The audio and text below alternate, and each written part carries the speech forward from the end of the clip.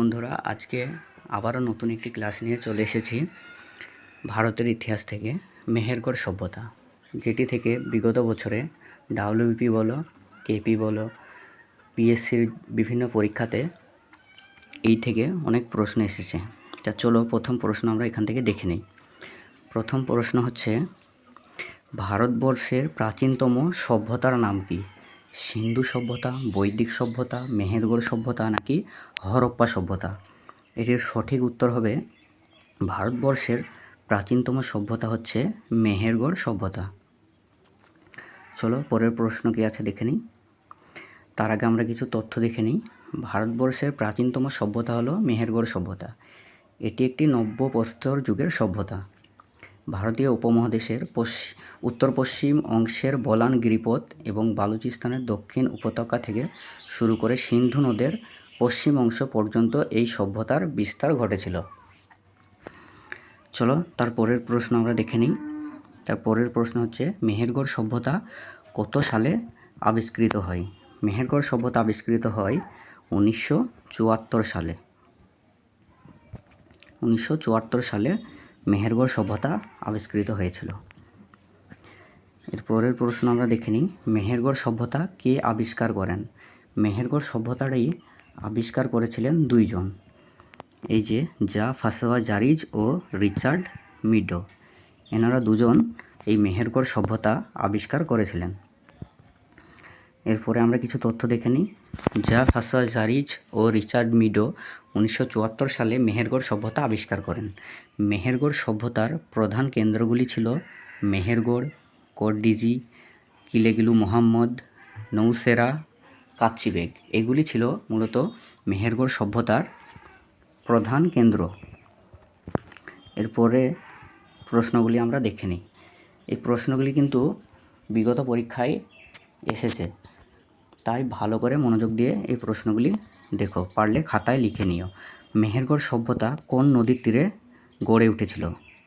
মেহেরগড় সভ্যতা গড়ে উঠেছিল মূলত এই যে বলান নদীর তীরে গড়ে উঠেছিল মেহেরগড় সভ্যতা।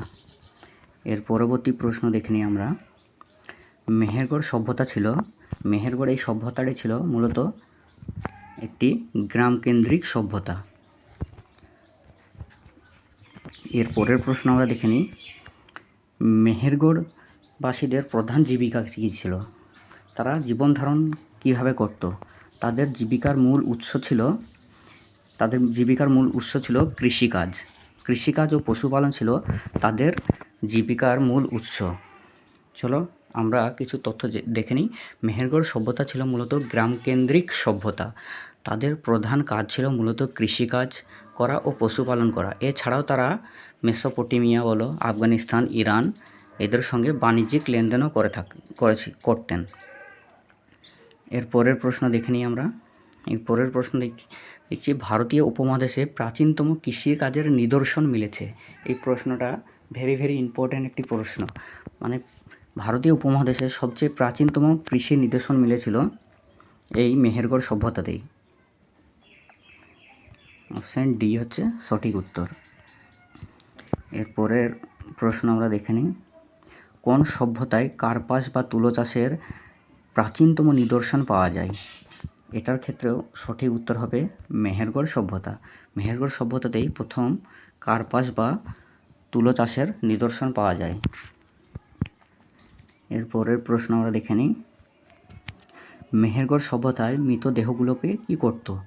দাহ করত, মানে পুড়িয়ে দিত, নাকি সমাধিক্ষেত্র করত, নাকি ফেলে দিত, নাকি নদীতে ভাসিয়ে দিত?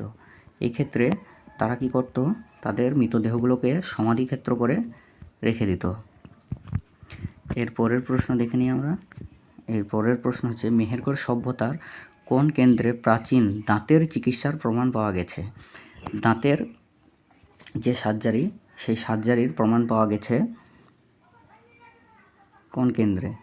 এটার সঠিক উত্তর হবে এই মেহেরগড় কেন্দ্রেই দাঁতের চিকিৎসার প্রমাণ পাওয়া গেছে। চলো আরও কিছু তথ্য দেখে নিই। মেহেরগড় সভ্যতায় প্রাচীনতম দাঁতের চিকিৎসার প্রমাণ পাওয়া যায়। এখানে ড্রিল করা দাঁতের সন্ধান মিলেছে। মেহেরগড় সভ্যতার ঘরবাড়িগুলি তৈরি হতো প্রধানত রোদে শুকনো মাটির ইট দিয়ে। তাহলে এখানে ঘরগুলো রোদে শুকিয়ে যে ইটগুলো তৈরি করতো সেই ইট দিয়েই এই ঘরগুলোকে তৈরি করতো। তারপর মেহেরগড় সভ্যতাকে হরপ্পা বা সিন্ধু সভ্যতার পূর্বসূরি বা ভিত্তি বলা হয়। মেহেরগড়ের গ্রামীণ সংস্কৃতি ধীরে ধীরে উন্নত হয়ে পরবর্তীতে হরপ্পার মতো এক বিশাল নগর বা সভ্যতায় রূপ নিয়েছিল।